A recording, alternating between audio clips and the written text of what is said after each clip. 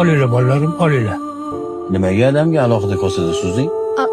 Qo'llarini laganga uzatib ovora bo'lmasinlar dedim-da. Ya, ovqatsiz juda mazali chiqibdi, kartoshkali bo'lsa ham. Rahmat.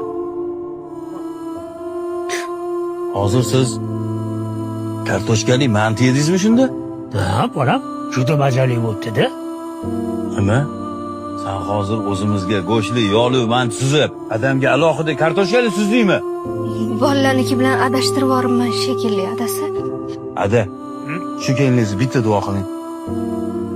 Ilohim. O'zidan battar kelin uchrasin.